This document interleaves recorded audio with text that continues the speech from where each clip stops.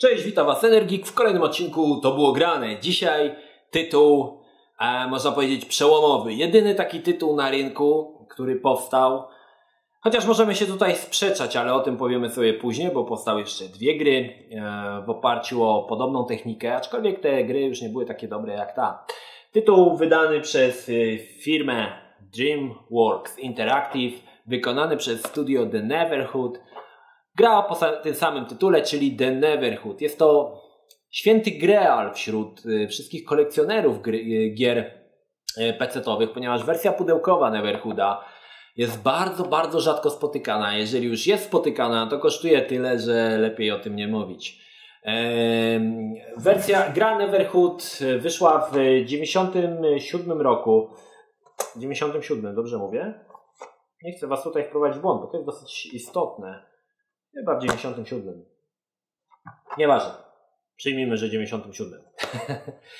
I był to tytuł na tyle przełomowy i tak niesamowicie wykonany, że z miejsca kupił wszystkich krytyków. Niestety, samo to nie sprawiło, że gra sprzedała się w dużej ilości egzemplarzy. Gracze, można powiedzieć, troszkę olali, aczkolwiek teraz po latach tą grę bardzo doceniają. Jest to naprawdę bardzo fajny tytuł ze świetnym bohaterem, aczkolwiek posiadający jedną bardzo, bardzo poważną wadę, o której opowiem Wam za chwilę. Rozsiądźcie się wygodnie, ponieważ ten odcinek To było grane będzie troszkę dłuższy, ponieważ oprócz Neverhooda powiem Wam o jeszcze paru ciekawych rzeczach związanych z Neverhoodem. Będzie tego troszkę, będzie tak jak mówię, troszkę dłuższy blog. Mam nadzieję, że Was to zainteresuje. I tyle, nie? Ok, zacznijmy od samego Neverhooda. Neverhood powstał w studiu The Neverhood. W studiu tym pracował taki gość, który się nazywał, właściwie założył to studio, Doug TenNapel. Gość wcześniej pracował przy Earthworm Jimie i był głównym koncept designerem Earthworm Jima. Doug TenNapel ogólnie jest rysownikiem, rysuje, trochę sobie kamerę przesunę, rysuje komiksy, bardzo fajnie zresztą rysuje i on stworzył na samym początku cykl takich obrazów, można powiedzieć, który się nazywał A Beautiful Day in the Neverhood. Nie było to na razie związane z grą, aczkolwiek gdy reszta oszołomów ze studia Neverhood zobaczyła to, te zdjęcia, te jego prace, stwierdziła, że kolejna gra właśnie powinna dziać się w takich właśnie otoczeniu. Aczkolwiek wtedy jeszcze nie było mowy o tym, jak ta gra będzie wykonana. Później się dowiecie, skąd te informacje mam, bo to też jest dosyć istotne. Zgubiłem słowo. Doug TenNapel, potem mieli dwóch gości z tego studia, miało spotkanie ze Stevenem Spielbergiem, właścicielem DreamWorks Interactive, który chciał, aby właśnie studio Neverhood stworzyło grę. Podczas lotu samolotem na spotkanie ze Stevem w telewizji, znaczy w tych filmy były, tych takich ekranikach, gdzie są filmy puszczane w samolocie, był puszczany Wallace and Gromit i wtedy oni wpadli na pomysł, że mogliby stworzyć grę w oparciu właśnie o animację poklatkową stworzoną z takiej właśnie plasteliny. To nie jest plastelina, potem powiem co to jest. Z takiej właśnie plasteliny i że to był świetny pomysł. Przedstawili ten pomysł Steve'owi na spotkaniu i oczywiście Steve odkręcił kurek z dolarami, pieniądze zaczęły lecieć, no i mogli oczywiście zacząć pracę nad stworzeniem Neverhooda.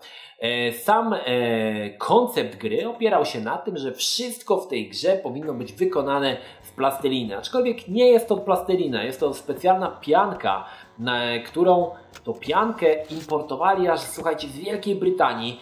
Wykonano tego, słuchajcie, prawie 3 tony chyba 3 tony było. 3 tony tej glinki, z której powstało całe, słuchajcie, miasto, cała, można powiedzieć, ten świat Neverhooda. Oczywiście większość rzeczy opierała się na specjalnych takich stelażach, czyli najpierw był tworzony budynek na przykład z drewna, a potem był obklejany. Bardzo zależało twórcom, aby podczas tworzenia świata Neverhood było widać na przykład te odciśnięte palce, jak oni tam to ugniatali i tak dalej, i tak dalej. Oczywiście to zostało zachowane. Problem pojawił się oczywiście z głównym bohaterem, ponieważ główny bohater też miał się być wykonany z tej samej substancji, aczkolwiek ta glinka po paru zużyciach, po paru ruchach, na przykład ręką postaci, pękała, więc no tutaj był pewien problem. Zdecydowano się na użycie jakiegoś specjalnego silikonu, z którego postać jest zbudowana, oczywiście na drucianym takim jakby stelażu. No i postać oczywiście powstała. Doug Tennaple oczywiście zaprojektował cały świat, jak i wszystkich bohaterów. I tutaj dochodzimy do najważniejszej rzeczy w Neverhoodzie, mianowicie główny bohater, Clayman. Clayman jest tak fajnym bohaterem i tak prawdziwym, że żaden bohater nie może się z nim równać. Żaden bohater, które powstały do tej pory w grach komputerowych, żaden Connor, żaden Hitman, kogokolwiek wymienicie, nie może równać się z Claymanem, ponieważ Clayman jest prawdziwy, bo nie jest to postać wygenerowana komputerowo, ale on faktycznie sprawia wrażenie, jakby faktycznie istniał, dlatego że został wykonany metodą poklatkową z plasteliny. Jest niesamowicie sympatycznym bohaterem.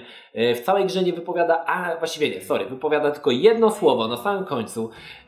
Jest to bardzo bohater taki kultowy i można powiedzieć bohater mocno taki specyficzny i bardzo, bardzo charakterystyczny. Wiele osób zna samego bohatera, nie wiedząc, że on pochodzi z gry. Tak jak mówię, sama gra Neverhood, wykonali to wszystko oczywiście z tej plasteliny. I teraz mała ciekawostka. Cała oczywiście gra powstała w technice poklatkowej, czyli ustawiali postać w jednej pozie, następnie robili zdjęcie, przesuwali parę milimetrów, na przykład rękę czy tam nogę i robili kolejne zdjęcie. I w ten sposób powstało, słuchajcie, 75 000 klatek animacji. Niesamowita praca włożona w tą grę. Powiem wam, że mi by się chyba nie chciało. A teraz i najciekawsza rzecz. Żaden z pracowników studia Neverhood nie miał zielonego pojęcia, jak tworzyć grafikę, jak tworzyć animację poklatkową. Oni nie mieli o tym zielonego pojęcia i podkreślali to wielokrotnie. Więc dochodzili do takiej śmiesznej sytuacji, że robili jakąś animację i uważali, że wszystko jest ok, bo w sumie nikt nie było człowieka, który mi powiedział: słuchajcie, źle to robicie, więc oni uważali, że skoro to robią, jest wszystko ok. No ale trzeba przyznać, że efekt końcowy Neverhooda jest bardzo, bardzo dobry i sama gra jest naprawdę świetnie wykonana, świetną ma animację. Jest to, słuchajcie, też jedna z gier, jedyna gra, w której grałem pierwszy raz, na głos się śmiałem. Niewiele razy mi się, właściwie tylko nigdy mi się to nie zdarza. Zdarzyło mi się to tylko i wyłącznie z grą Neverhood. Ponieważ animacja poklatkowa, takie tak zwane filmy, czyli sekwencje filmowe w Neverhoodzie są naprawdę, naprawdę śmieszne i mogą szczerze rozbawić. Oczywiście dzisiaj jak patrzymy na to, no to widać, że mogło być to wykonane lepiej, że było to wykonane kamerami analogowymi, że jest niska rozdzielczość, że to, że tamto, że czasami światło się nie zgadza, ale to nie przeszkadza, słuchajcie, i tak niesamowicie bawić się z Neverhoodem i próbować pomóc głównemu bohaterowi. Sama historia, co ciekawe, w Neverhood jest mocno enigmatyczna. Nie mamy żadnego intra, które nas wprowadza do gry. Budzimy się w jakimś miejscu i gra się zaczyna. I to tyle. Nie wiemy, o co chodzi. Aczkolwiek odnośnie samej, słuchajcie, fabuły Neverhood, jeżeli byście chcieli wiedzieć, poznać historię powstania świata Neverhood, no i tutaj jest jeden z fajniejszych dowcipów twórców Neverhood. Oczywiście możecie się tego dowiedzieć. Słuchajcie, jest tak zwana lokacja, która się nazywa Hall of Records, gdzie na ścianie jest napisana cała historia Neverhooda. Wszystko ok, tylko sama ta historia zajmuje 40 ekranów, słuchajcie, 40 ekranów. I mało tego, musicie, nawet jak nie chcecie czytać, musicie przejść przez te 40 ekranów, ponieważ na samym końcu, w ostatniej lokacji jest pewien przedmiot, bez którego nie ukończycie gry. Także musicie przejść 40 ekranów w lewo, żeby zdobyć ten przedmiot, a następnie 40 ekranów przepraszam, najpierw w prawo, żeby zdobyć te wszystkie przedmioty, a następnie wrócić te 40 ekranów w lewo, czyli łącznie macie 80 ekranów, na których nie ma absolutnie nic oprócz tej ściany właśnie z napisem. Niesamowity dowcip, powiem wam. Oczywiście jest to strasznie nudne, przy 30 już macie naprawdę taki dramat i że chcecie już tą grę po prostu rzucić w kąt i już więcej do niej nie wrócić, ale warto jednak przemęczyć się po to, żeby zdobyć ten przedmiot i tą grę oczywiście ukończyć. Oprócz samej techniki, gdy chodzimy bohaterem, to znaczy klikamy lewym przyciskiem myszy i postać sobie chodzi, w lokacjach zewnętrznych poruszamy się trybem tak zwanym, można powiedzieć, FPS, aczkolwiek poruszamy się nie płynnie, ale określoną liczbę kątów, czyli po prostu klikamy, żeby postać szła do przodu i wtedy włącza nam się filmik, że ta postać idzie do przodu. I oczywiście wszystko jest wykonane całkowicie w tym plastelinowym takim looku. Co ciekawe, postać nie ma w ogóle inwentory. Wszystkie rzeczy, które zbiera, chowa sobie tutaj w taką klapkę na piersiach, aczkolwiek nie macie tutaj problemu, czy użyć tego przedmiotu tu, czy tam. Większość zagadek jest stricte logicznych, takich, że gdzieś zauważymy jakąś sekwencję znaków, którą trzeba tą sekwencję znaków użyć gdzie indziej. No i tutaj najważniejszy problem tej gry. Zagadki są niestety zupełnie nielogiczne i wyssane, można powiedzieć, z dupy. Dlaczego? Podam wam przykład. W drugiej planszy, gdy bohater budzi się, wychodzi na drugą planszę, jest tam taki stwór i parę wiszących takich kółek z sufitu. Ja, ponieważ skończyłem tą grę, pamiętam, że żeby otworzyć drzwi, muszę użyć przedostatniego kółka, więc sobie ustawiłem tam tą sekwencję zdarzeń, żeby otworzyły się te drzwi. Gram sobie, gram i pod koniec jest sytuacja, kiedy musimy przy końcu gry użyć radia, żeby otworzyć kolejne drzwi. No więc podchodzę do tego radia i radio jest wyłączone. Dlaczego to radio jest wyłączone? No więc musiałem niestety zerknąć sobie w opis i okazało się, że radio, słuchajcie, włącza w tej drugiej planszy ostatnie to kółeczko na nitce. Nie ma żadnej informacji, że włącza to radio. Nie wiem, skąd w ogóle te informacje miałbym wziąć, że muszę faktycznie nacisnąć to kółko. Także jeżeli ktoś nie wie, no to jest w czarnej dupie i musi łazić bez sensu, grzebać, szukać. I takich elementów w grze jest bardzo dużo. Powiem szczerze, że przez to gra jest strasznie męcząca, bo jeżeli nie zapiszecie jakiejś sekwencji znaków, bądź czegoś nie zapamiętacie, musicie się wrócić, słuchajcie, często naprawdę bardzo daleko, żeby poznać tą sekwencję znaków. Nasz bohater nie porusza się w zbytnio szybkim tempie. Powiem wam taką ciekawostkę. Japońska wersja Neverhooda, nazwana Clayman, jest przyspieszona dwukrotnie, ponieważ Japończycy ogólnie z natury mają ADHD i dla nich postać, która porusza się w takim żółwim tempie, byłaby nie do przełknięcia. Dlatego tamta wersja gry oczywiście jest przyspieszona. Muszę na chwilę zatrzymać, bo ktoś do mnie dzwoni. Za moment wracam. Już jestem, przepraszam was na chwilę, miałem ważny telefon. No i wracając do naszego Neverhooda, tak jak mówię, zagadki troszkę takie nie za ciekawie pomyślane. Osobny punkt możemy poświęcić muzyce. Naprawdę niesamowita muzyka, czegoś takiego jeszcze żeście nie słyszeli w grach komputerowych, ponieważ jest to muzyka z nurtu takiego Dixielandu z takim bełkotaniem. Właściwie słowa nie mają żadnego sensu. Jest to po prostu bełkotanie w trakt jakiejś muzyki. Ciekawy w ogóle zabieg. Ale wpisuje się to w konwencję Neverhooda i sprawia, że gra naprawdę ma swój unikalny klimat. Odnośnie samej fabuły, tak jak mówiłem, możecie przeczytać o tym w Hall of Records, aczkolwiek no może zdradzę wam na szybko, wam nakreślę, o co chodzi. W grze wcielamy się w Claymana. Świat Neverhood został stworzony przez takiego, można powiedzieć, istotę, która się nazywała Hoborg. I stworzył on jedną postać, która się nazywała Clog, po to, żeby mogła cieszyć się tym światem Neverhood. Aczkolwiek Clog zapragnął władzy i zabrał Hoborgowi koronę, przez co on jakby zapadł w sen, a sam tak troszkę się zmutował w takiego jakiegoś dziwnego mutanta, stał się zły, no i oczywiście zaczął rządzić rządzić królestwem. Tutaj pojawia się jeszcze dodatkowa postać Willy Trombone, który ukradł ostatnie ziarenko, z którego Hoborg tworzył postacie i stworzył Claymana. I w momencie, kiedy my budzimy się w tym świecie Neverhood, Clayman jest jakby nowo powstałym tworem, nie posiadającym właśnie żadnych wspomnień, dlatego też nie ma żadnego intra i żadnego wprowadzenia do tej gry. Sama gra, sama fabuła jest troszkę wzięta z księgi Genesis, księgi stworzenia i można powiedzieć, że w jakiś tam niewielki sposób do niej oczywiście nawiązuje. Świat oczywiście jest zaludniony przez inne dosyć ciekawe postacie, między innymi robota Billego, tak jak mówię, Willy Trombone. Wszystkie te postacie są bardzo fajnie wykonane i naprawdę sprawiają wrażenie takich bardzo prawdziwych postaci, ponieważ tak jak mówię, nie są one wygenerowane komputerowo i sprawia to niesamowite wrażenie. Na samym początku powiedziałem, że gra jest jedyną tego typu grą. No nie jest to do końca prawda, ponieważ wyszły jeszcze, ja znam przynajmniej dwie inne gry wykonane w podobnej technice.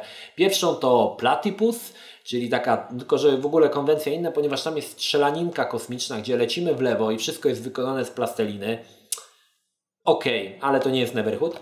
A drugą grą jest wykonana przez naszych przyjaciół Rosjan z wytwórni z 1C, One Company chyba to się nazywa, gra Agent Gliniarz. Aczkolwiek Agent Gliniarz, powiem szczerze, nie podobał mi się ją, do Neverhooda mu wiele brakuje, ale trzeba przyznać, że koncepcja wykonania wszystkich postaci z gliny i z plasteliny, no tam też została zawarta.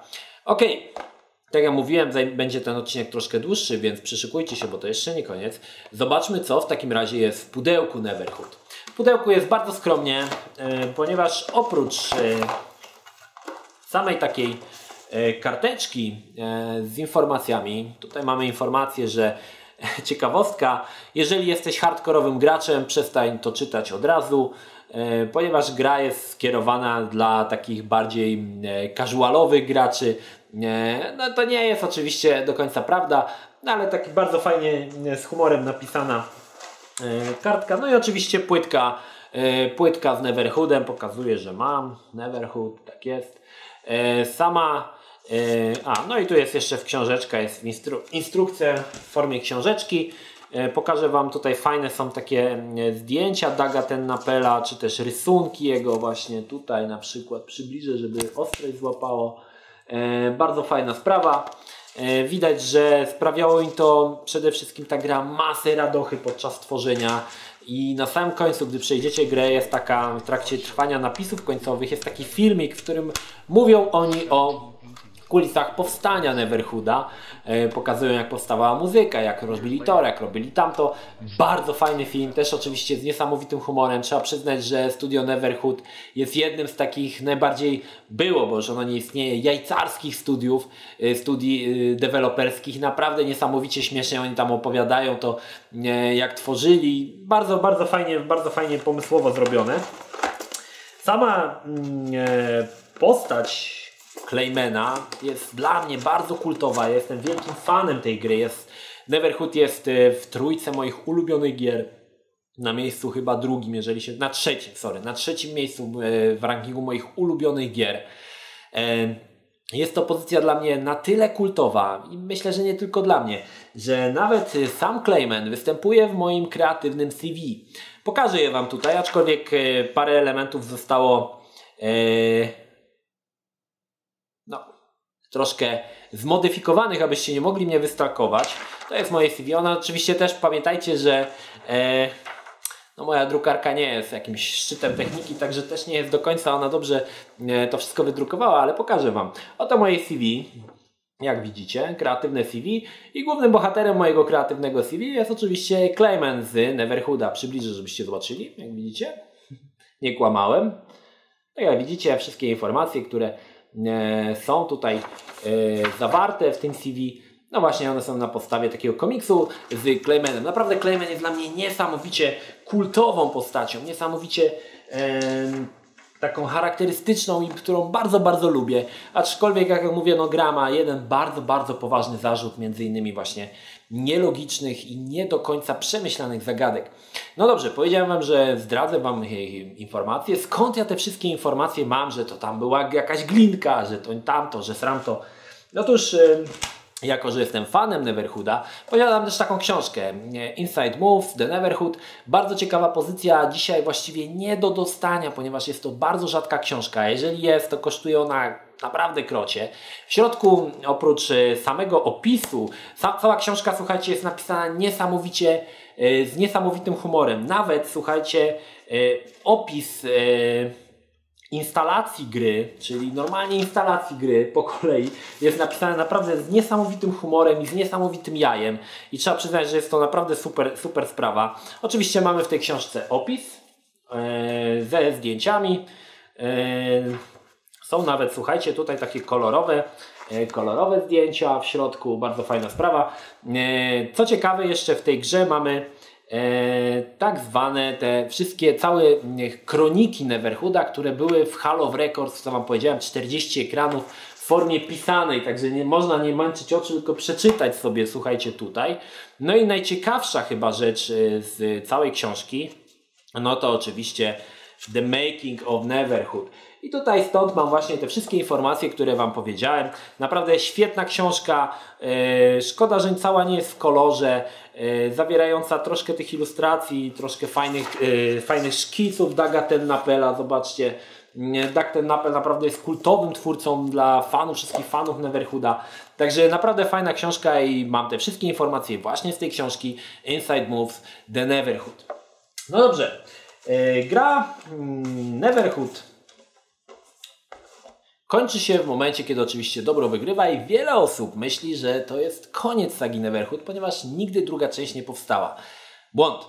Druga część Neverhooda powstała, aczkolwiek nie nazywa się ona Neverhood, a nazywa się Skull Monkeys. I w momencie, gdy kończy się pierwsza część Neverhooda i Cloak zostaje zrzucony w otchłań takiego kosmosu, zaczyna się druga część Neverhooda, czyli Skull Monkeys. Aczkolwiek sam gameplay gry jest zupełnie inny, zaraz o nim Wam opowiem.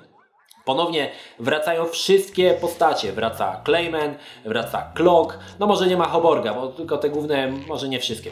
Skłamałem. Bardziej te popularne, ale pojawia się też Willy Trumbo. Tym razem autorzy postanowili na typowego platformera, gdzie przemy w prawą stronę, zbieramy jakieś kulki i walczymy z tytułowymi czachomałpami. Ponieważ Cloak wylądował na planecie, którą właśnie zamieszkują czachomałpy i sam obwołał się władcą tego świata, jedna z małp wysyła właśnie sygnał SOS do Claymana, który zostaje porwany ze świata Neverhood i przetransportowany na... ta planeta się nazywa Planet Idzak chyba, planeta czachomałp i od tej pory Clayman poprzez chyba 6 czy 8 światów będzie podążał w lewą stronę, w prawą stronę, zbierając kulki, pokonując małpy, no i oczywiście starając się na samym końcu pokonać samego Cloga. Sama gra jest masakrycznie, słuchajcie, trudna, aczkolwiek może inaczej, może ja już trochę zardzewiałem, ale jest to jeden z platformerów naprawdę, gdzie liczy się skoki na milimetry. Niemniej jednak tytuł jest naprawdę fajny i mnóstwo jest takich nawiązań do niesamowitego Neverhooda. Ponownie niesamowity, słuchajcie, humor. Filmy znowu są wykonane w tej technice poklatkowej. Niesamowite power-upy, które można zbierać w grze, są naprawdę niesamowicie śmieszne. Co jeszcze mogę powiedzieć? No sama gra, tak jak mówię, jest typowym platformerem. Wyszła tylko i wyłącznie na konsolę PlayStation, jak widzicie, PlayStation. Na okładce mamy tytułową czachomałpę. Sama czachomałpa pojawia się na samym początku, na krótką chwilę w części Neverhood, w pierwszej części, czyli w Neverhood tutaj, gdy przelatuje podczas trwania napisu początkowego, to jest właśnie ta małpa ze Skull Monkeys. W samym środku, no jak powiem, tutaj mam grę. Oj, lekko mi się pudełeczko zniszczyło. No i co? Ciekawostką jeszcze jest to, że wersja, którą ja posiadam, jest to wersja amerykańska, ma źle wydrukowaną okładkę. Jeżeli przyjrzycie się z bliska, zauważycie, że oko małpy ma jakieś takie dziwne coś, ponieważ jakby nałożyły się dwa obrazy i sprawia takie wrażenie dziwaczne. I to jest ciekawostka, że właśnie w wersji amerykańskiej okładka jest źle wydrukowana, natomiast w wersji europejskiej okładka jest dobrze wydrukowana.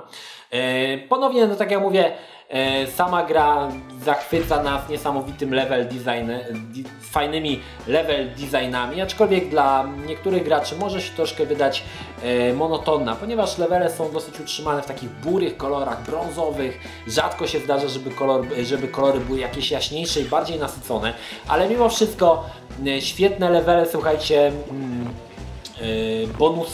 bonusowe levele, niesamowici bossowie. Jeden z bossów, na przykład jedna małpa posiada zamiast tułowia takiego gościa z brodą, który pewnie teraz go właśnie widzicie. Levele bonusowe typu level z lat 70., gdzie skaczemy właśnie po wszystkich platformach takich stylizowanych na lata 70. Ponownie świetny dźwięk w trakcie trwania levelu zimowego. Słyszymy jakichś tam jodłujących Niemców w trakcie takiego bonusowego levelu typowego, gdy zbieramy kulki. Gość śpiewa, słuchajcie, że w tym levelu jesteśmy bezpieczni, nic nas nie zabije i możemy spokojnie zbierać kulki. I on tak śpiewa, nie? I to słyszymy normalnie z głośników. No coś niesamowitego. Oczywiście wszystkie scenki przerywnikowe, tak jak mówiłem, ponownie w technice, tak jak Neverhood. Jest to druga część jakby Neverhooda, kontynuacja Neverhooda, aczkolwiek utrzymana jako gra typowo platformowa. Polecam, aczkolwiek dzisiaj w Polsce to chyba nam ciężko do zdobycia ta gra. Ciężko ją zdobyć, aczkolwiek jeżeli jesteście zainteresowani światem Neverhood, no to jest to oczywiście druga część. No dobrze, no przejdźmy dalej. Niektórzy mówią, że to już koniec gier z Claymanem i z Neverhoodem, a ja powiem, że to jeszcze nie koniec. Kolejną grą, którą chciałem Wam przedstawić, jest Boombots. Boombots wykonane podobnie przez DreamWorks Interactive wydane. Boombots jest grą typowo taką... Nie kojarzę takiego gatunku gier. To jest na zasadzie, że jest plansza i dwie postacie naparzają się między sobą z różnych tam power-upów. Wszystko oczywiście w grafice 3D. Można powiedzieć, że to taki fighter, tylko że postacie biegają po prostu po trójwymiarowym środowisku. Gra bardzo słaba, aczkolwiek ponownie wszystkie animacje w Boombotsach zostały wykonane w grafice poklatkowej, wykonane ponownie z tej pianki. Jaki ma to związek z Neverhoodem? Ponieważ Boombots nie jest jakby oficjalną częścią Neverhooda, aczkolwiek Clayman w Boombotsach pojawia się jako postać bonusowa. Jeżeli teraz przybliżę Wam tutaj bliżej tą okładkę, zauważycie, że tutaj stoi właśnie Clayman. I Clayman jest postacią bonusową w Boombotsach. Sama gra jest strasznie słaba i kiepska. Muszę przyznać, że jest bardzo kiepska, aczkolwiek filmiki ponownie robione techniką podklatkową naprawdę są śmieszne. Clayman co prawda się w nich nie pojawia się oczywiście tylko ten główny bohater Boombotsów, ale są całkiem śmieszne i dla samych filmików warto tą grę oczywiście w nią zagrać. Tak jak mówiłem, gra w środku. Tutaj możecie zobaczyć, że nie kłamałem, postać jest właśnie wykonana w takiej technice. No i to tyle nawiązania do samego Neverhood. No i na koniec mam jeszcze jedną grę, słuchajcie. Kolejna gra, tym razem bardzo nawiązująca do Neverhooda. Gra, która wyszła tylko i wyłącznie w Japonii.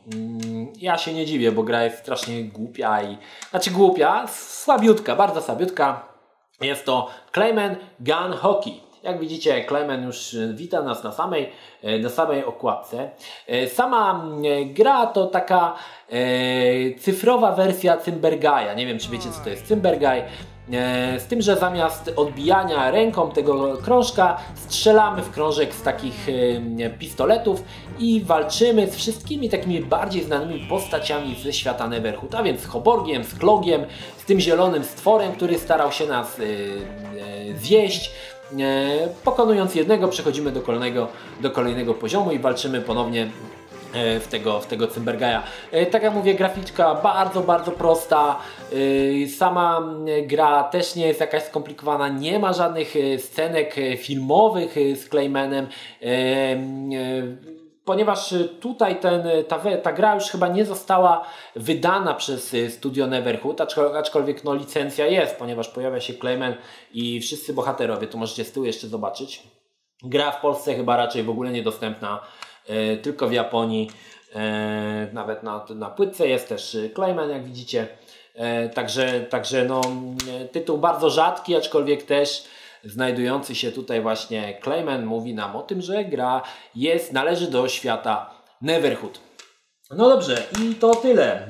Zamknęliśmy sagę o Neverhoodzie. Mam nadzieję, że Wam się podobało. Tak jak mówię, postanowiłem zrobić dłuższy odcinek, ponieważ gra jest dla mnie bardzo ważna i bardzo ją lubię i jest ona w trójce moich ulubionych gier na PC-ta. Neverhood, tak jak mówię, dzisiaj wszystkie gry z tej serii Neverhood, czy to Skull Monkeys, czy właśnie Neverhood, czy Boombots cieszą się sporym zainteresowaniem wśród kolekcjonerów, ponieważ są to rzadkie produkcje. Rzadko je można kupić w Polsce, to już w ogóle jest dramat, żeby kupić boksową wersję Neverhooda. Na eBayu, no, jeżeli macie do wydania $300, myślę, że można zdobyć. Tak czy tak, studio Neverhood już niestety nie istnieje. Tak jak mówię, tytuł bardzo w dzisiejszych czasach bardzo przez graczy doceniony. W trakcie gdy gra wyszła w 1997 roku została bardzo olana. Był to też ciężki okres dla gier przygodowych, ponieważ gry przygodowe już odchodziły na emeryturę i akurat Neverhood wpisał się właśnie w ten okres, gdy gry przygodowe już traciły zainteresowanie wśród graczy. Pojawiały się FPS-y, pojawiały się jakieś nowe rozwiązania, nowe gry, które w jakiś sposób angażowały graczy, a gry przygodowe powoli odchodziły na zasłużoną emeryturę. To był już taki schyłek, można powiedzieć, tych interactive movie. No i niestety Neverhood nie wpisał się jakby złotymi zgłoskami, znaczy może inaczej, w historię gier wpisał się jak najbardziej złotymi zgłoskami, ale w świadomość graczy nie wpisał tamtych czasów, nie wpisał się jakoś, gracze nie chcieli głosować na to, powiedzmy na jakiś no, zapomniałem znowu słowa, już za długo po prostu mówię, a nadal jestem jeszcze trochę chory i pewnie dlatego może dzisiaj mi się ciężko myśli zbiera. Gracze nie chcieli głosować na sukces tej gry swoimi portfelami. No i niestety skończyło się jak to się skończyło. No ale cieszy to, że wyszło Neverhood, że wyszedł Skull Monkeys, że Clayman tak do końca nie został, słuchajcie, jakoś zapomniany i pojawia się też czy to w Boombotsach, czy to w Clayman Gun Hockey w tytułach bardzo rzadkich. Oprócz tego jeszcze oczywiście w książce. Jeżeli Was interesuje ten temat, polecam go troszkę, może sobie więcej doczytać na internecie, aczkolwiek tematy, które pokryłem w tym blogu są naprawdę, wydaje mi się, dosyć wyczerpujące na temat Neverhooda i mam nadzieję, że jesteście usatysfakcjonowani. To tyle, kończę tego długiego vloga, to było grane o serii Neverhood. Pozdrawiam Was Energik, trzymajcie się, do następnego, cześć!